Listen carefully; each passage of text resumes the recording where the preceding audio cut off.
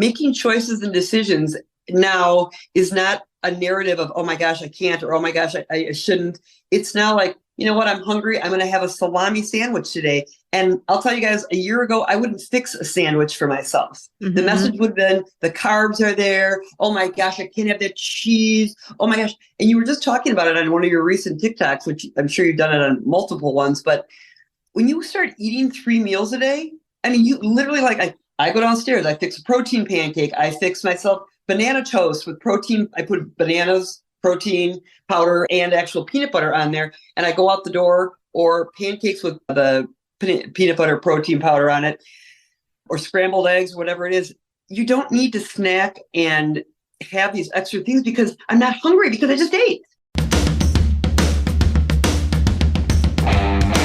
Welcome to Cut the Crap with Beth and Matt, the world's #1 no bullshit health and fitness podcast. Are you ready to cut the crap with your diet and exercise, get strong as fuck, and build a healthy relationship with food? Then you've come to the right place. Let's go. If you'd like to support us in the podcast, join our Patreon where you get exclusive content, which consists of monthly workouts you can do at home or at the gym, monthly challenges that are either strength, habit, or mindset based, and access to over 100 plus low-calorie, high-protein, family-friendly meals. These are all designed by a professional chef who is certified in nutrition. These recipes are already in MyFitnessPal for easy fucking tracking. New recipes are also added each week. We believe that fitness is for everyone, so this is our way of getting you started on your health and fitness journey at a price most everyone can afford. So what the fuck are you waiting for? We'll see you in the Patreon. Hey, Megan. Hi. Truly, how are you, Beth? My favorite person in the world. Matt, I like you too, but it's okay. I felt Beth like a disciple. So, Megan, how long have you been, I guess, a TikTok follower? I started following I started doing TikTok during the pandemic. You were probably one of my first people that I figured out how to hit the follow button and start following on TikTok. And I have to tell you, in addition to all of your nice, wonderful, good, no nonsense stuff, it was because you dropped the F-bomb all the time that I really fell in love with you, Beth, because I'm a big F-bomb dropper. And so when I heard you, I was like, all right, this is a person who speaks my language. And not that you've asked me, but I'm just going to share this. So like everybody that's had weight issues, I was just thinking last night, I mean, I have been on every weight program that you could ever be in your life. I've done Jenny Craig, Nutrisystem, Overeaters Anonymous. Trying to think what else have I possibly done. Optavia, absolute worst one of all of them was that last one. That was my last one that I did. I used to, when I was in high school, I used to take Dexatrin by the handful. They would have done a drug screen on me. I would have been booted. I was gobbling them up like they were M&Ms. When I look at pictures of myself in high school, I think, well, I really wasn't that overweight, but weight has always just been in my head. I had 6 kids in 9 years. Gained 50 pounds with my first daughter who just turned 30. I keep telling people, I'm like, I'm still trying to lose the 50 pounds from my 30-year-old baby weight. And so it's always been in me. It's always been, I did Overeaters Anonymous probably 10 or 12 years ago for an entire year, writing down my food every day, had to call a sponsor, list off everything. And I did very well on it. But to your point and this whole program, it's not sustainable. You cannot be writing down your food. I can't be having Jell-O as my snack every day for the rest of my life. So when I found you and started following you, I was like, boy, this makes absolute sense what you're saying, which is perfectly imperfect. And I am consistently inconsistent. Those are my great claims to fame since I found, and I stopped looking. So I used to weigh myself every single morning, 6 o'clock in the morning, go in my bathroom, make sure that I had my pajamas on, because God forbid that extra 10 ounces of pajama weight would get on my scale. And it would be the tone for my entire day would be based on those numbers on my scale every day. And what an overwhelming, huge burden to carry all day long, to feel defeated before I even put my slippers on and went downstairs for breakfast in the mornings. Mm-hmm. Yeah. So now, I mean, I weigh myself maybe once a week, and I have this is my little mental game. I have a 10-pound range. I'm always like, you know what, if I weigh between this and this, I'm good. I'm fine. And if I see a significant influx, I don't say, oh my gosh, what have I done wrong? Mm-hmm. I now say to myself, what could I do? What could I strengthen myself in? Water drinking, man, I didn't take as many walks as I normally do. I can get out my little Pilates bar that I just started doing, and I can do a 20-minute workout quickly. I stopped putting everything to my food. I stopped saying, oh my gosh, this is because, oh my gosh, I had that. And it's just been amazing to me, you guys, because when you carry around weight, you also carry around the weight, the burden of, oh my gosh, I'm a failure. I'm doing it. I'm doing bad. I'm bad. And to have lost as much weight as I've lost, because I weighed myself this morning in case you're going to ask me. So I weigh 147 pounds today, which, by the way, I weighed 155 on my wedding day. And I thought I was slamming hot on my wedding day. So I am really something else now. I no longer carry that heavy burden of, oh my gosh, what did I do wrong? And oh my gosh, I'm a failure. Every single day to be like, oh my gosh, I shouldn't have had that yesterday. Or, oh my gosh, I should have made sure I did whatever. Now I'm just, you know what? I didn't do that yesterday, but today I'm going to do it. Absolutely. Mm-hmm. How did the thinking about weight loss and starting weight loss, how did that begin? I mean, it's just my whole life. I read in my pediatrician's office one time, and I don't even know why he had terrible handwriting, but I looked at my chart. I was probably 11. I mean, you're 11 or 12. You have no body yet. You're like a big bag of potatoes when you're 11 or 12. You don't have hips. You don't have anything. And I read in my chart in his handwriting, obese. And I was like, oh my God, I am obese. I'm obese. I am fat. And so that has just been in my head my entire life. It's not in my head now. So 11 years old. 11. Oh yeah. I did Elaine Powers, which was a workout place. I started doing Elaine Powers when I was in 8th grade, where they put you on those little machines with a little strap around your waist and jiggle you all over the place. I started doing that when I was in 8th grade. And then like I said, all through high school, I was Dexatrim, drinking tab, all that kind of crap. And it just, I mean, I was talking to my husband, who I've been married to for 31 years.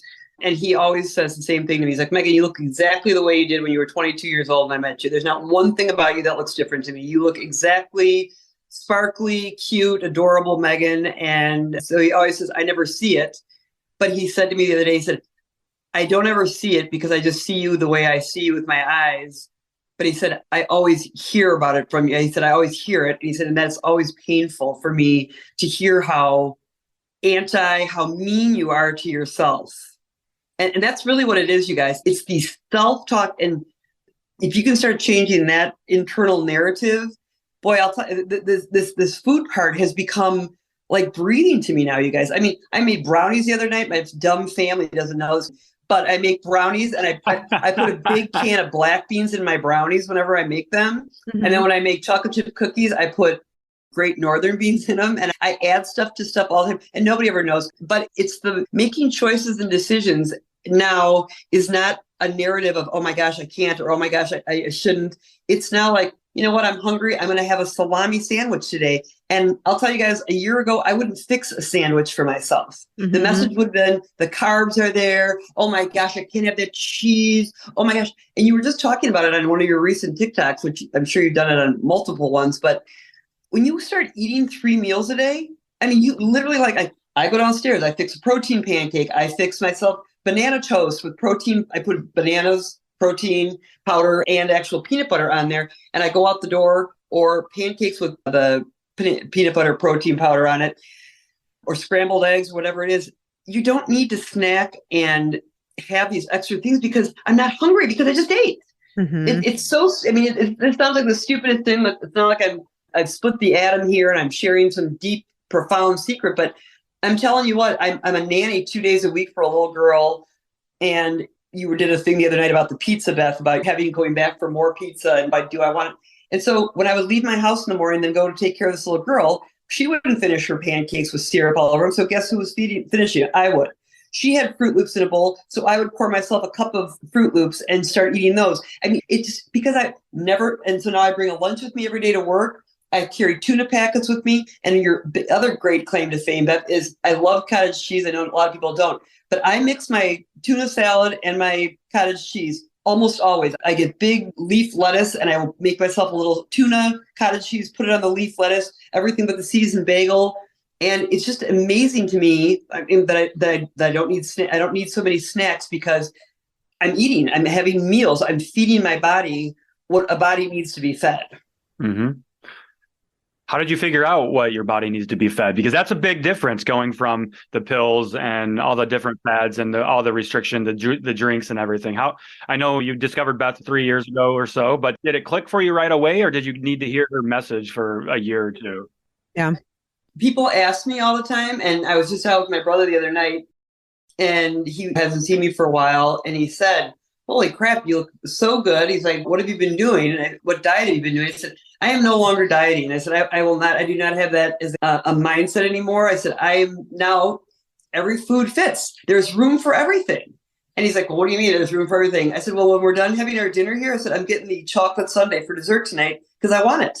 I said, and he's like, "I'm shocked that you would have that with your, with drastic weight loss." I said, "I've had Big Macs." I said, "I've had fries." I said, "I have a shake." I said, because the minute you start denying yourself, that's the talk in your head. It's the denial talk. Yes. Well, I can't have a Big Mac. I can't have it. Oh my gosh. Well, I certainly couldn't have a vanilla shake because again, I don't have a Big Mac every single day of the week. Obviously, that's not what I desire. But when I think about it, and I'm like, well, it's been in my head for the last 2 days. I'm going to go tomorrow and I'm getting myself a Big Mac. I enjoy it. I don't secretively eat it. I don't sit in my car and shovel it into my face like I'm some criminal doing something bad. I came home. I sat down at my counter. I dug into that bad boy, sauce all over my face, dripping all over my chin, and I licked it all off, and I didn't feel bad about it for a minute. And when my husband came home, he's like, "God, I can't remember the last time I saw you eating a Big Mac." I said, "Well, get ready for it, my friend." I said, because I'm not a person who is denying. I'm not denying myself. I love this so much. You have no idea. This is huge. And by the way, one of your most significant TikToks early on, Beth, was you were going on vacation. You were going on you're going on like a road trip to, Arizona. I don't know where you're going, but you were going somewhere. And you showed your snacks. And so that was one of the first times I told my husband about you. I said, "There's this F-bomb dropping lady that I love on TikTok." And I said, and she's on a trip, and she was talking about when you go on vacation, oh, you got donuts too. While you were on the vacation, you had donuts. You were eating the donuts. You were showing how you picked the donuts that you wanted. And you said something to the effect of, when I go on a vacation, I'm not going out of my way to be terribly unhealthy, but I'm certainly not going to not enjoy my vacation while I'm on it. And I'm telling you, that was one of the most significant things. I don't go on vacations very often, but I was in Vegas a couple of months ago. You can be damn straight. This girl over here stopped and got herself a bag of M&Ms while she was walking through the lobby and headed to the casino to lose $25 on the slots. But my point is, it's all of that talk in your head that just slows you down and slows down your progress. And I truly feel unstoppable. Like I feel like there's nothing. Like I take my dog for a walk 3 times a day. Sometimes I take her for a walk 4 times a day. Sometimes that's 3 miles. Sometimes it's 5 miles. And like I said, I use my Pilates bar now that I just ordered online, just so I had something easy for the winter months. I'm working at liking this person right here. I'm working at liking this Megan who is unburdened her brain of all of the horrendous time-consuming shit that I've been telling myself for the last 47 years. I mean, truly, just over and over. You're bad, you're bad, you're fat, you're fat, you're bad. You can't have that. Oh my gosh, you're never going to eat that again. And so it's really, that's why I said this is such a huge thing for me to be on talking with you today, because it's like thanking a person who has really changed my relationship with food and the way that I view myself, Beth, and viewing myself as some loser and some failure, a failure. I am so far from a failure. I'm a funny, accomplished, I raised 6 human beings to adulthood. I raised 6 people. I am a great person that has had a ongoing bad issue with my talk about food, and you have completely revolutionized it. I'm not kidding you. If I have a hot dog, I think of you. I sent you that last, I said, thinking of you while I'm having that Big Mac, because I can, Beth. I can have black beans and great rice. And by the way, potatoes, that's the other thing that got me. I am 100% Irish. When I die, it says in my will, my casket is to be lined in mashed potatoes with extra butter and extra salt. In case I should come back to life, I want to be able to eat my way through my casket filled with mashed potatoes. And so what you've done here, Beth, is when I fix myself a baked potato, oh my gosh, it's carbs. Oh my gosh, it's carbs. Watermelon, watch you eat your watermelon, talking about how much watermelon. My husband, my sister, she's like, a lot of sugar in that watermelon. So there's a lot of sugar in cotton candy too. There's a lot of sugar in a lot of things. I'm eating some healthy, God-created fruits, and I will have as much of this as I like because I want watermelon right now. Instead of saying, oh, yeah, I really can't have watermelons too much. I can't have a baked potato, a mashed potato. I will have them, my friend, and I will have them and not feel like I am a failure for eating my carbs, for eating my vegetables, for eating my fruit, for having a Diet Coke. I'm not, I just, it's so, I was walking into Target earlier this morning and I was thinking to myself how light I feel, not the weight, how light I feel without the talk. Oh, I can't have a Frappuccino. I certainly can't look at the Starbucks people that I didn't want one this morning, but if I did want one, I would make my adjustments, do what I wanted to do. But it's just relieved me of that burden of, oh, don't even look over at Starbucks because then you're going to get yourself something and then you're going to be bad. Yeah. Bad. And that self-loathing talk, that must have been exhausting. It is exhausting. It's so tiring. How can you carry that around in the world? A lot of people do. So many people. Yeah, is the negative self-talk. I mean, those belief systems. You legitimately believe that you are a bad person because of what diet culture and society has kind of made you feel about yourself. Absolutely. And then that kind of trickles down to your behaviors and your actions. You feel like you're a bad person. So the actions that you're doing are going to mimic that. You're going to be making bad decisions. Exactly right. And I don't view any food now as a bad decision in my life anymore. And that in itself is, I mean, that should be a bumper sticker. I do not view any foods as a bad decision any longer. Absolutely. Because it's so liberating to not feel like I said earlier, I was on Overeaters Anonymous. I was like, well, I can never have this again. Well, this is not on my diet. This is not on my whatever. And then you go around and say, well, I've already screwed it up. And Beth, you did those glasses the other day, the McDonald's glasses, which, by the way, those are probably worth a fortune, the Hamburglar and all the other cute glasses when you were talking about this day was a great day. This day was not such a great day. I have to tell you, I'm not being some Pollyanna ass kisser because I'm just not an ass kissing kind of gal, never have been. But I could not tell you in the last 6 months for sure, the last time I thought, ooh, I really did a botched up job yesterday, or, oh, got into bed at night and said, oh, I really did a bad job today. I mean, I truly have not. And that's what I would do. I would inventory my day when I would get in bed at night. And then there I was the first thing in the morning, getting on my scale. That number wasn't all adding up. Then I'd have to my mood would be set for the day of, holy crap, I'm a big fat loser and I can't do anything right. So I don't feel like I've gotten into bed in 6 months and gotten through my day and thought, well, you really botched this up. I get into bed and say, boy, Megan, you did the best job today that you could with the day that you had.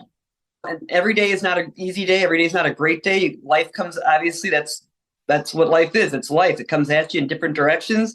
And sometimes it's harder. And so I don't ever look at myself anymore and be like, oh, gosh, you really screwed up today. Or, man, you shouldn't have had that entire packet of, I don't even know what, M&Ms or whatever it is. And just, I mean, I think that is, like I said, I think it is the self-talk that is going to change people, in addition to knowing that all foods fit and nutrient-dense foods are great, but all foods fit. I love when you guys go to the grocery store and you pull off crap off the shelves. Oh, I can't have these. Yeah. And for people like myself, and you obviously have lots of followers and stuff, but for people to see you guys saying those words and to talking about the diet soda, and by the way, talking about the drinking, I'm an Irish person, so I couldn't be more stereotypical drinker, potato eater, all of the above. I drink very little now. And it's not just because it is poison and you're putting poison. It's because I don't feel the self-loathing that says, oh, gosh, I'm going to have a couple of beers now to take care of that, quiet down that self-loathing in me. Oh, my gosh. My daughter said to me, I was in Cincinnati over the weekend helping her. We were out. And she's like, aren't you getting anything to drink? I said, I really don't need anything to drink. I said, I got a Diet Coke. I got a nice water here. So why don't you get a beer? I said, if I want a beer, I'll order one. I don't feel like it right now. And I really feel like it's all tied together where people self-medicate because they're like, crap, I've already had the fries with my dinner, so now I'll just have 5 beers with my dinner on top of that. And I just feel so liberated and free from it that I really just do not feel any compulsion to drink. I mean, I've certainly had a beer or two here or there, but I haven't had 3 beers in a sitting in over a year because I don't need to. I don't feel the feeling of, well, fuck it, you're fat. You got to just have a beer anyway. We see that often. when people repair their relationship with food, it actually, as a byproduct, it makes them repair their relationship with alcohol a lot of the time too. And that's usually because the reason why, and you just described this, the reason why you were turning to food is the same reason why you're turning to alcohol. Right. To cope, to soothe, to numb. Yep. I think that's completely accurate. I just do not feel that at all. I mean, like I said, unless you're a person that was hearing this and knows the self-narrative talk that is so heavy, you can't imagine. And I hope that anybody that watches this podcast really walks away from watching it and thinks, holy crap, I would like that in my life. I would like to be unburdened of the weight of feeling the weight of the pounds on my body and the relationship with food that I have. I'd like to be unburdened with that, because I am telling you, I am unburdened by it. By the way, I got Halloween candy today at Target when I was there, and I specifically picked the Halloween candy that I like. I had one Baby Ruth and one $100,000 bar. And I got to tell you, 2 years ago for Halloween, I would have had that entire bag gone before the trick-or-treaters came to my house. Mm-hmm. I have no thoughts in my, if I want another Baby Ruth or another Kit Kat or another whatever, I might help myself to it. I did not feel any compulsion in it. I was like, all right, I had 2 little minis, perfectly lovely. Those were delicious. And now I'm done. And your pizza thing the other night was so perfect, because this is also part of the talk. Like, I'm eating the food off my little kid that I nanny for his plates. It's that thing too, where you feel like, well, it's sitting there. I should really help myself to that last one. Oh, I should really finish off the garlic bread. I should really have, if I'm eating all of my meals every day, and if I sat down and had 2 pieces of pizza and had a piece of garlic bread, I am full. And when your head is no longer filled with all the other talk, suddenly you're not even thinking all the time of, oh, I'd like to go back down and have that, or gosh, I'd really like to put that in my mouth, or I put it away and think to myself, I might have that for breakfast tomorrow morning if I'm still thinking about it. Yeah. You know what I call that? When you were saying, like, I should finish the pizza, when I call that shoulding yourself. Stop shoulding. Right. Yes, that is. Yes, that's a good one, Matt. What it is. It's a should of myself. And it's also the shoulda, coulda, woulda about what I should have done yesterday with my food, or what I could have done yesterday with my exercising. Instead of just saying, gosh, I'm doing the best job I can. I'm working at changing a lifetime of negative talk, and it takes a long time to unravel a lifetime of hearing yourself say, you are fat, Megan, you are fat, Megan, you are fat, Megan. And the other day, one of my daughters sent a picture. We have a family text and we have a family Snapchat, and she sent a picture of something funny from a couple of years ago. And do you know what the first thing was that I sent back? Look at how fat I am. That's what I sent back. And my older daughter said, Mom, that is so mean to talk about yourself like that. She's like, that's where you were in your life at that time. Don't be mean to one of my favorite people, my mother. And I said, that is very true. And that's very, but this is the instinctive, that's the old talk going on. I see the picture, I'm like, oh my gosh, I don't want to see that. Oh my gosh, I don't want to be in that. And that's a struggle, right? So that self-talk, that negative self-talk still wants to creep in from time to time. Yes, it certainly does. It does not, like I said, you do not have 40 some years of being a negative. That's normal. Yep. You have to work at that all the time, because yes, it does come in like that. And so you've been married 31 years. Congratulations. That's a long story. I can't imagine doing anything for 31 years. That's amazing. And you've been saying for 47 years you were struggling. So what does that put you in terms of age? I'm 57. 57 years young. Amazing. Struggle for 47. Yep. With your weight and your body image and the negative self-talk. Oh my God. That's a fucking half a century. It is a fucking half a century. You know what else is interesting? You guys would know this. Is it called body dysmorphia? Is that what it's called? Body dysmorphia? Uh-huh. Yeah. Yep. So this is interesting. I ordered myself some stuff from J. Crew the other day. And so I ordered these, I got the box and it came, and I go in my closet to try on everything. Cause I never go into a dressing room. I've been in a dressing room since I was 10 years old. Not even lying to you. So I'm in my room trying stuff on. All this too big. And I'm like, okay, well, that's shocking and that's astonishing. So anyway, I drive over to the J. Crew outlet store to return the stuff that I ordered by mail to save myself the drive. Now I'm returning it in person. And so I said to the girl, oh, I really love this shirt. And she's like, well, we've got it over here in a medium. Now my entire, as long as I can remember, extra large if I was lucky. Large if I was lucky. I was like, yeah, I don't think I am. She's like, oh yeah, for sure you are. I'm like, no, I don't think so. And she's like, these jeans are really cute with this too. She brings these jeans. I said, yeah. I said, I have not been a size 10 since I was 10 probably. I said, not a chance. And she's like, oh my gosh, she's like, just try them on. Medium shirt and size 10 jeans. I was like, I can't. And so in my head now, when I think of stuff, like I'm putting stuff on, my sister said to me, she's like, Meg, your jeans are huge. They're so saggy on you. I said, are they actually? And she's like, can you not see it? I said, no. I said, they feel like just regular jeans on me. And she's like, no, too big, because my head still has me extra large. I hear that so often. It's really common. So I went to another store the other day and I was like, oh, do I dare? And I reached for a medium jacket. It had a little cinched waist in the middle of it. And I was like, I don't know about cinched waist with a medium.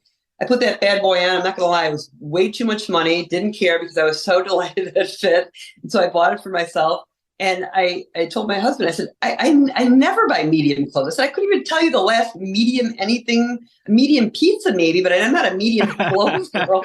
Like, I have no idea. So I definitely have that portion of this puzzle that I'll have to still work on, because that's just part. I mean, like I said, it's been XL or L for forever. I don't know anything other than that. To see an M in the back of my shirt, it doesn't stand for Megan. I don't know what I don't know what an M would do. Mm-hmm. What an M means in my life. That's incredible. So incredible. Let me ask you this. So when did it really click for you? Because having 47 years of dieting and a horrible relationship with food, like when was the moment where you're like, oh my God, I can really eat anything? I know we all have that moment. I had my moment when it was when I was tracking calories and actually realizing that I could fit all foods in my diet. And the reason I was gaining weight wasn't because of eating crappy foods. It was because I was eating too much in general. I have to say, I mean, I know what you're saying about a moment. I have to tell you, I really think it was your video about going on vacation, Beth. I really feel like when you were talking about, you've got to allow yourself these things in your life. You can't, and when you kept saying all foods fit, nutrient rich, nutrient dense, nutrient whatever, that I see your TikToks every single time they come out. You're always on my page then. So I really feel like that vacation video that you did a while back, I feel like that was when it all started in my head. I was like, God, she's absolutely right. You cannot have fun foods when you're on vacation. You gotta have a donut when you're on vacation somewhere. Like, how preposterous. You go on vacation, I'm sorry, I need to be dieting while I'm here having a fun time in the Bahamas because that is what I have to do. No, you can go and have a fun time in the Bahamas and eat some delightful food and have a piece of chocolate cake, and your entire world is not going to implode because you do that. So I think that Beth that's the one that always sticks in my head when I tell people about you. And just that the small, simple places that you've shown where you can change something. And when you count out and when you show how much protein your body needs, that's very significant to me, because I was an under protein girl as well. Like and you're like, you got to palm of your hand, you got to have this, you need to put this on. This is how you get this much protein in a day. Those kinds of things have been very life-changing. I did not do well on Optavia. Do you know why I did not do well on Optavia? Too dumb, and too expensive. Too dumb. You know why? I could not do that freaking leans and greens shit. They're like, you can have 4 leans and 2 greens. I'm like, oh my God, I don't know what. So I was eating the same Big Mac salad every day for like 2 months. My husband's like, you having that Big Mac salad? And since the only one that I could figure out how to make with this 4 leans, 2 greens, 2 cleans, the Overeaters Anonymous was easy because you had your portions that you had to weigh, half a cup of broccoli, a whole chicken breast, or 2 hot dogs, or whatever it was. So that was an easier one for me. I never do calorie counting. I just can't figure it all out. It's too hard for me. Well, you haven't had to. I mean, it sounds like. Yeah. This is what I keep telling, because you're like, are you watching your macros? I said, I don't even know what the fuck a macro is. I said, my life depended on it. I said, no idea. You found something that works for you, and that didn't involve calories. Exactly what I say to people. This is the dumbed down version of me that just is doing this based on the sandwich. I mean, Beth, when I see your sandwich, it's like, God damn it, I'm having cheese on my sandwich. Why am I not having cheese on my sandwich? I like cheese. I'm having mustard on my sandwich too, for God's sakes. So it's that kind of thinking, and I think that has really been. That's been the big aha moment for me. And like I said, I've had probably 20 people in the last year and a half. And by the way, this was not rapid. And that's another thing. This is another thing that anybody that's listening to this, and nobody likes that part of it. I don't like that part of it either. I was getting stuck on it for a while because I was 197 during when the pandemic started. And I'm a very slow weight loss person and always have been. People have asked me, how have you done it? How have you done it? And I always say, it's very slow. This is a very slow process. I said, I'm doing a lot of different eating. I'm eating differently. I'm eating in a way that is good for my body and my mind. That's what I was saying to one of my friends. Like, God, that's so great, Megan. I said, it is. I said, because this is my mindset now. I'm eating the way my body wants me to, and my mind is allowing me the clear space to say, I'm having a sandwich with cheese on it today. Mm-hmm. I'm having the ice cream sundae when I'm done with my dinner out at a restaurant tonight, because I couldn't tell you the last time I had an ice cream sundae. Haven't had any thoughts about having one, but now I do. And so I'm having one. I just think that people, me included, it's very hard. Like one of your TikToks, Beth, you had a picture of yourself. You said this was back in the day when you were drinking, and it was a picture that you showed on your TikTok, and you were heavier. I don't know how much you weighed. I don't know if you shared that or not, but I saw that when you showed it, and I thought to myself, God damn it, look at how thin and toned and buff and everything else she is. So in my mind, you took that picture yesterday, and then you're showing yourself today, and I'm like, well, here she is. She did it like that. And that's not realistic for anybody. And that's I think that's part of the whole narratives that people get into about self-loathing, and well, it's not happening in 2 weeks, so I'm done. It's not happening in 2 months, so I'm over with. Or there's no point in this because it's been 5 months. And instead of saying, you know what, I weigh myself once a week, I give myself a 10-pound window to be weighing in. And if I'm in that 10 pounds, I'm good. And if I'm not, I figure out what I need to change and increase my health, not lose more weight, increase my health, walking more, drinking more water. It's health promoting behaviors. Absolutely. Yep. So it probably was not the right answer, Beth, but that's the anscer I'm giving you. I'm sticking with it. Oh, that's great. That's an amazing answer. There's no wrong answers here. Yes, that's what I like. It's not a test. If that had only been the case on my ACT, I might have gotten into an Ivy League school if they had no answers. There's no wrong answers here. Then I could have done better probably. What does your husband say about all your mindset shifts and no longer talking about yourself in the way you were talking? He really, when he was with me out to dinner, and the waitress came and she brought 2 spoons, and I said, I don't know who the hell you think's using that other fucking spoon, but it isn't him. This ice cream sundae is all me all day long. So back the hell off and get yourself your own sundae if you want, buddy boyski. So he thinks it is remarkable, and he's first of all, he could double as an elf. He's like 5'6". He's very little. He works out every day for an hour. He's done this for his entire life. He eats like a lumberjack. He will eat potatoes and meat for days and doesn't give a crap about, because he works out all the time. So he said to me after we left the restaurant that night, he's like, that was awesome. He said, it was just awesome when you got that and you ordered that sundae and your brother was so surprised by it. He's like, and what was even more awesome was when she brought the 2 spoons and you're like, no need for him to have a spoon. This is all mine all day long. He said, it's so great to see you happy and enjoy yourself. And we are going on our first international trip together, and we're going to Mexico at the beginning of December. And in addition to the clothes I'll be buying that have an M in them for medium, which will still be shocking to me, I plan on, and I said that to you, I said, we are going to have such a blast. We're going to an all-inclusive resort for 5 days. I said, this isn't going to be weirdo shit of, I'm not going to be having anything. I'm not going to be getting breakfast this morning. It's going to be breakfast, lunch, and dinner. Get down to the beach, sitting outside there, doing what we want to do. I said, it's not going to be any corking around with weird food crap while we're enjoying our time together. And he's like, I am all on board that train. He's like, that will be awesome. Because he said every time we go anywhere, it's always like, nope, can't have anything. Nope, I don't want to get dinner tonight. No, I'm not going to have lunch today. And he's like, and then I'm always left eating by myself while you're sitting there watching me. And then you're hungry 20 minutes after we're done eating because you didn't get anything. Yeah. Yeah. Have you ever wanted to start a podcast? Spotify's got a platform that lets you make one super easily and then distribute it everywhere and even earn money doing what you love.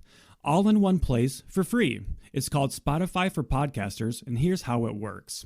Spotify for Podcasters lets you record and edit episodes right from your phone or computer, so no matter what your setup is like, you can start creating today. Then you can distribute your podcast to Spotify and everywhere else podcasts are heard. Now, what's really cool is video podcasts are also now available on Spotify. And if you want to be taken seriously on social media, you need to have a video presence. And what better way to do that by connecting with people via your video episodes? With Spotify for Podcasters, you can earn money in a variety of ways, including ads and podcast subscriptions. And best of all, it's all totally free with no catch whatsoever. And ever since we discovered Spotify for podcasters here on Cut the Crap with Beth and Matt, we are easily releasing new episodes and distributing them to multiple platforms, and it's never been easier. We highly recommend you give it a try. You can download the Spotify for Podcasters app or go to www.spotify.com/podcasters to get started. Love the all-inclusive. Where are you going at in Mexico? We're going to a JW all-inclusive in Cancun. My husband's a big Marriott guy. He travels heavily for work, always has. So he is gone usually 130 to 190 nights a year he is gone. So it's made our marriage very strong. I've been home taking care of our 6 children and raising them all up while he was out putting money in my bank account, which is what I like to tell people. I'm on the Gravy Train Express, and that gravy train's name is Rich, and that is the train that I'm staying on for life. I dig it. Oh, awesome. So you were talking about belief systems back there a while. Mm-hmm. And I want to ask you, so you're 57 years young. Has there been a point in your life when you've had the belief that you were too old to change or to lose weight? No, never feel like I'm too old. By the way, I love my age. I'm not one of these. I celebrate my birthday in a way that is absolutely enormous every year. I throw myself a surprise party every year. I send out a message to all my friends and I'll say, this year I'm going to Harvey's restaurant at 6 o'clock until 10 o'clock. Whoever wants to come and surprise me for my surprise birthday party, come and show up. What a great idea. I've been doing this for a lot of years. You never have a bad damn birthday if you plan it out like this. And by the way, you've eliminated the burden from any of your friends to be like, oh, shoot, I'd really like to go. Or, oh, hey, Megan, I've got your invite, but I can't make it. Nobody has to say anything. I just say, I will be sitting in the bar from 8 o'clock or 6 o'clock until 10. And I got to tell you guys, they are always spectacular birthdays. I always tell people, if you are not having a birthday, you are dead. So I like my birthday. I like to talk it up. I like to celebrate it up because, my God, who am I to be so lucky to be 57 and still be taking up space on the earth here? I love that I get birthdays. I love that I get to celebrate them with so many wonderful friends that I have. So I'm a big birthday lover and I'm big numbers. Like the bigger the number, the higher the number. God bless me for being around this long, for heaven's sakes. So anyway, what was your question, Max? I've talked so much, I've already forgotten what it was. About our belief systems and not being able to change. And where I was going with that is because you struggled for so long, for 47 years, but you still that didn't defeat you. Didn't feel like, no, I can't do this. And by the way, people always talk about the whole menopause thing. I never got menopause. Octavia, I didn't get that either. Didn't get menopause either. Like people are like, are you on hormones? Or are you doing any supplements? Are you doing any whatever? And I was like, I don't know. One day I was having my cycles. One day I wasn't. Here I am. I look the same, a little more wrinkled, a little more dried up, a little more like a leather catcher's mitt on the face these days because I probably don't have any of the hormones I'm supposed to have. But I was like, if hormones play into my weight loss and my people say you have a menopausal stomach or you have I'll tell you what I don't have is a menopausal stomach anymore. My menopausal stomach has just dwindled down. And when I lay down on my bed now, I used to have a nice round hiatal, looked like I had a hiatal hernia or had just eaten a watermelon. And when I'm laying down now, I could see straight down to my feet. And so I think, well, I know there's stuff to hormones and to menopause and whatever, but I've never given any credence to that at all. Maybe that's part of the slow train, but again, if people can change the mindset and change the narrative, and they can just wait it out and just stay with the program of not saying no to food, but just saying maybe this is the day for this food, maybe tomorrow is the day for this food. It would really, I think that there are so many people like me that could be completely transformed, like really feel mentally transformed, not physically, mentally transformed. Because anybody that's overweight, anybody that's had to be on a diet or Ozempic or whatever, and Beth, you're always so good about saying you're not a doctor, you're not making suggestions about this or shots or gastric sleeves or anything like that. I certainly, I'm less of a person. I have no credence whatsoever, but I think that people just need to be patient with themselves in the process. Like, don't say to myself, well, if I don't weigh 160 by end of the month, I'm out. I had to start because I was so slow for a period of time there that I had literally had to start saying, okay, if I'm down 2 pounds by the end of the month, I will be good. If I am down 2 pounds by the end of this next month again, that will be enough, because 2 pounds adds up to 20 pounds after 10 months. That people want it to be, Mm-hmm. oh, I didn't have the Snickers bar. I didn't have the Big Mac. I want to be thin, so I should be thin now. And it's not a sustainable or realistic mindset. And that I think is probably got to be one of the biggest things for people that struggle with weight. Yeah. Yeah.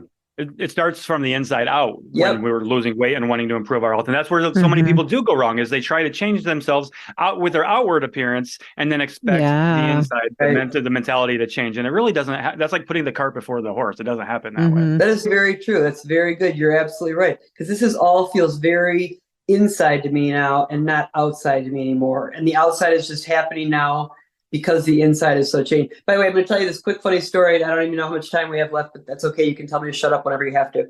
So my daughter got married in July.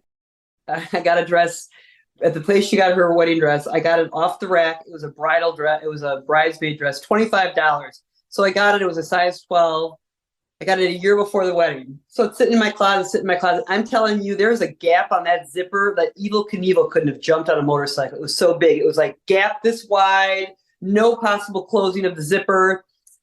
So I keep thinking I'm going to lose weight. So now we're in this past January. Now we're into March. I keep trying it on. I'm struggling. So I go to the seamstress. I say to her, I've got this dress. I need to see if you can help me with it. So I come out of the dressing room, which again, I don't go into dressing rooms, but I had to. So I came out into her little shop and she's Russian. She's very funny and cute. I come walking out and she does this. She's like, oh, you're beautiful. This is a beautiful gown, Megan. You're gorgeous. You're stunning. So I said, wait a minute. Hold on a minute. I turned around and she's like, oh, this is terrible. You are too fat. You are too fat. The zipper is way too far apart. So she says, I'll cut off 4 inches on the bottom of the dress and I'll put 2 inches on each side of the zipper so that you can close it. So I was like, okay, that'd be great. She's like, the dress will be ready in 4 weeks. This is going to be the end of June. My daughter's getting married in July. So I go to pick up the dress with my other daughter and I go in there and I put it on and she's like, the length, Megan, the length is perfect. She's like, the back, you did not lose enough weight. This is too tight on you. I said, you know what? It is what it is. I can't do it. So my daughter and her both had to like pull the dress together. I was like tipping myself backwards so they could get the zipper snagged up the back. Horrendous, whatever. So a month later, I go to my daughter's wedding. I brought 2 dresses, the too small one, and then another dress that I could breathe in.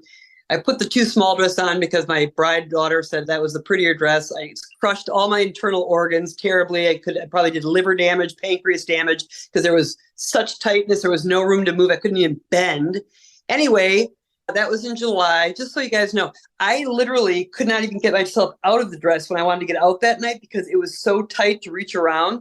I want you guys to know that this is a little thing that I do right now is I go in my closet at night and I try on the dress because I can zip it up with one hand now. I go in there and I go rip right up the back of my dress. I stand, my daughter called me today. She's like, what are you doing in your closet? I said, I'm standing in my mother of the bride dress. And she's like, why? I said, because I can. And I'm zipping it up and down with one hand. And she's like, oh my God, Mom, that is amazing. I said, look at this. I can bend in the dress now too. She's like, Mom, that's amazing. I said, it happened exactly in the time it was supposed to happen. I said, I still wore it to your wedding. I said, but God bless Molly. I said, I've been working on this for months and months thinking, oh, it's going to happen by March. It'll happen by May. It'll happen. Well, now it happened. And it's freaking October, you guys. But I'm still, my husband's like, are you keeping that dress balled up on the top of your closet? I said, you can bet your sweet ass I am. I said, I'm going to put that damn dress on. I'm going to wear it to breakfast some morning, come downstairs with this on. I said, it's amazing. It's amazing.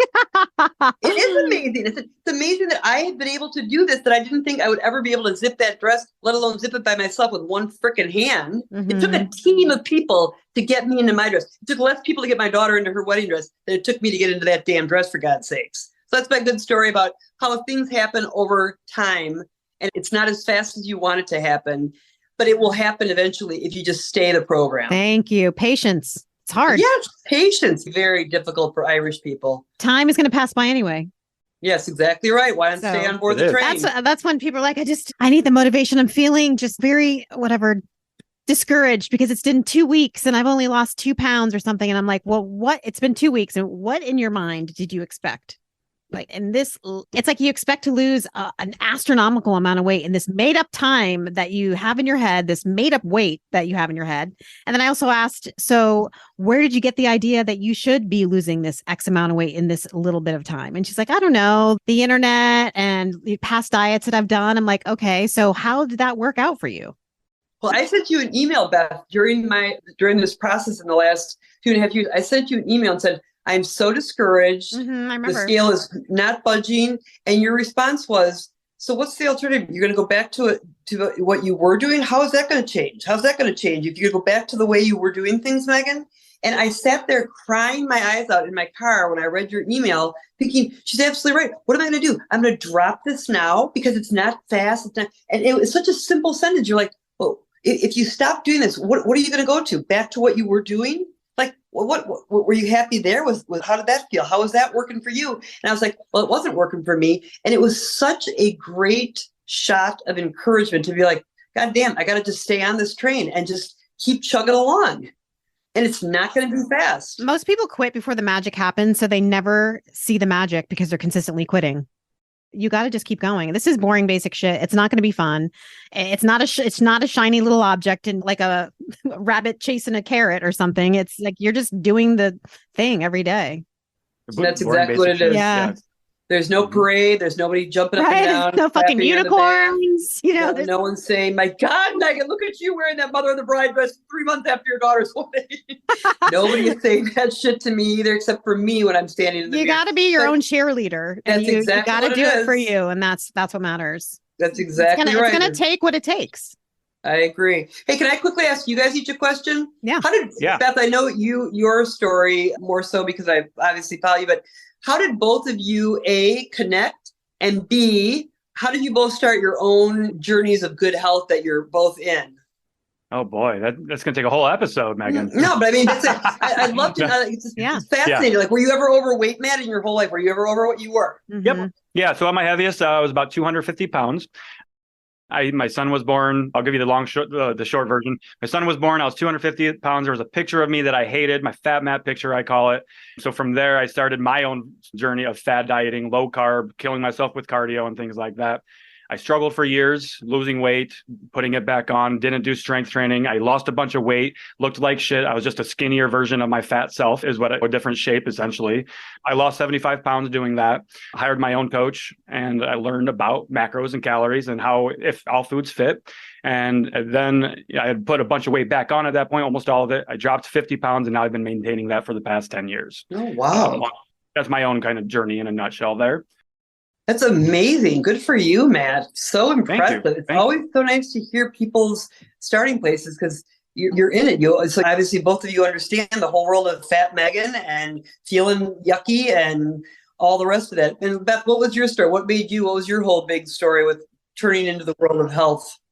For me, like my mom dieted throughout growing up. I was a very skinny child. So my mom used to actually do these diets, then she would tell me that we're going to hang you up on the door for Halloween. You're like the human garbage pail. Like I got fed this stuff consistently as a child. And then I was skinny until I wasn't, right? And then I always strived to be that person that everyone wanted to be when I was younger.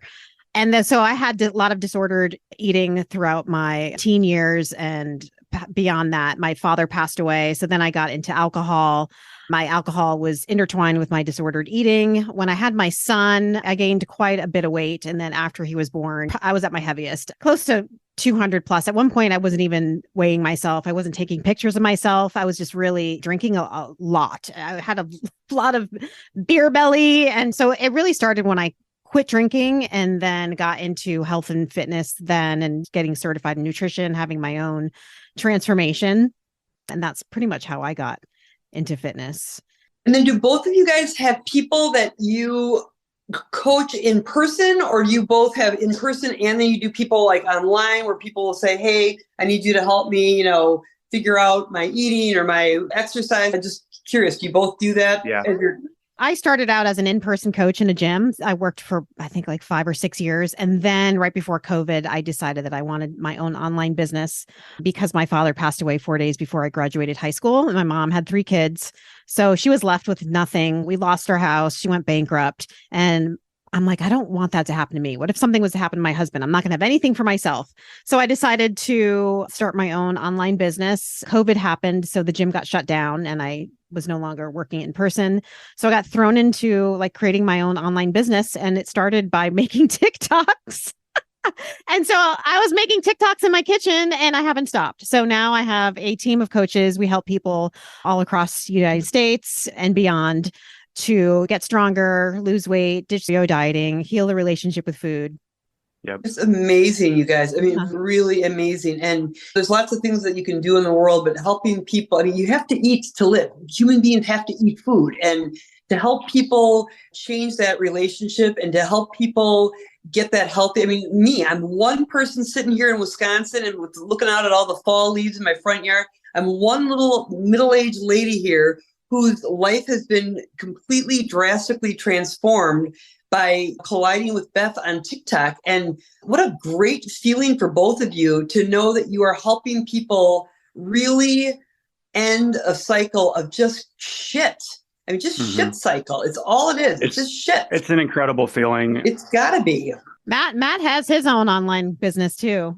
And he helps. It's very similar story to Beth's. I also coached people in person part-time for a couple of years as a hobby, friends and family. Then I was working in corporate IT at the time. I wanted more out of life. I was like, there's more to showing up and working for the man for 50 hours a week. And I was like, I'm going to do something with personal training because it was my passion. I loved helping my friends and family.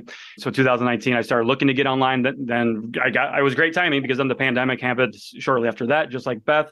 Got on TikTok, started talking shit to people on TikTok. And then Beth and I connected on TikTok very early during the pandemic. And one thing led to another. Here we are with the podcast more than two years later and helping hundreds of thousands. And like, there's no better feeling in the world. Yeah, I cannot even imagine. And are you guys both on the East Coast? This is my last. I'm interviewing both of you in case you're wondering. Now I'm interviewing the two of you.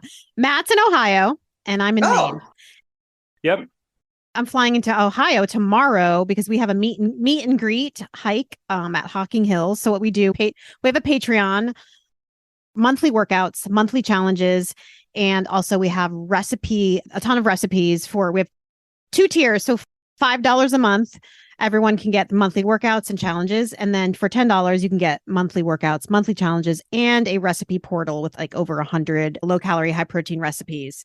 And so we do these like quarterly, I should say, hikes. And we ask our followers, where would you like to meet? And so it's a way for us to connect with the people that listen to the podcast and also get people moving outdoors, which me and Matt really love. We're avid hikers. And so we're going to Hocking Hills. We've been to Utah. We went hiking in Utah. We had a meet and greet Florida. In Maine this summer, and then Florida last winter. So yeah. We even did one in Ohio this time last year too, which really started. I know. It was actually like almost a year to the day. Where in Ohio do you guys go? So I'm in Northwest Ohio. Hocking Hills is down in Southeast Ohio, down where there's actually like hills and elevation change and stuff. So my daughter's in Cincinnati, Ohio. Okay. So you guys don't ever come to, you guys have not been to Illinois, you've not been to Wisconsin, you haven't been to any great states like me, have you? Not yet.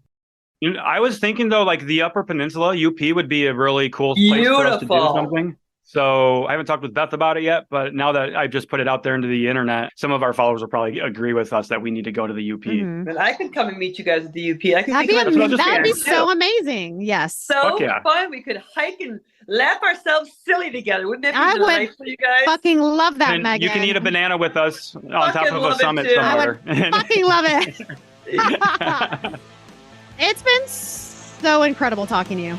All right, you guys have a good one. Thanks, Megan, so much. Bye. Bye. Hope you enjoyed this episode, so why not share with a friend who needs to hear it? Send us a DM on Instagram or email us at cutthecrappod@gmail.com and join our Patreon at patreon.com/cutthecrappodcast. As always, we appreciate you and thanks for being here.